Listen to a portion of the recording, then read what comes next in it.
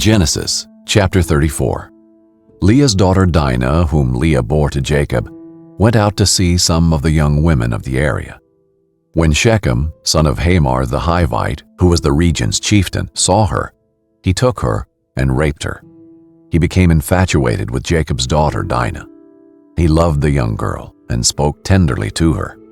"Get me this girl as a wife," he told his father.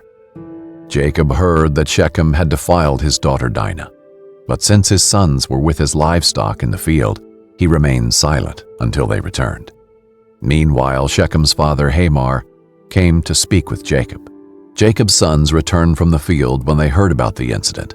They were deeply grieved and very angry, for Shechem had committed an outrage against Israel by raping Jacob's daughter, and such a thing should not be done. Hamor said to Jacob's sons, "My son Shechem has his heart set on your daughter. Please give her to him as a wife. Intermarry with us. Give your daughters to us, and take our daughters for yourselves. Live with us. The land is before you. Settle here, move about, and acquire property in it." Then Shechem said to Dinah's father and brothers, "Grant me this favor, and I'll give you whatever you say. Demand of me a high compensation and gift. I'll give you whatever you ask me. Just give the girl to be my wife." But Jacob's sons answered Shechem and his father Hamor deceitfully, because he had defiled their sister Dinah. "We cannot do this thing," they said to them. "Giving our sister to an uncircumcised man is a disgrace to us.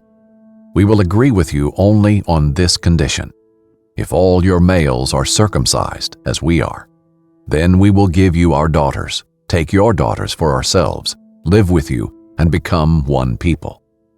But if you will not listen to us and be circumcised, then we will take our daughter and go." Their words seemed good to Hamor and his son Shechem. The young man did not delay doing this, because he was delighted with Jacob's daughter. Now he was the most important in all his father's family. So Hamor and his son Shechem went to the gate of their city and spoke to the men of their city. "These men are peaceful toward us," they said. "Let them live in our land and move about in it, for indeed the region is large enough for them. Let's take their daughters as our wives and give our daughters to them. But the men will agree to live with us and be one people only on this condition: if all our men are circumcised, as they are, won't their livestock, their possessions, and all their animals become ours? Only let's agree with them, and they will live with us." All the men who had come to the city gates listened to Hamor and his son Shechem, and all those men were circumcised.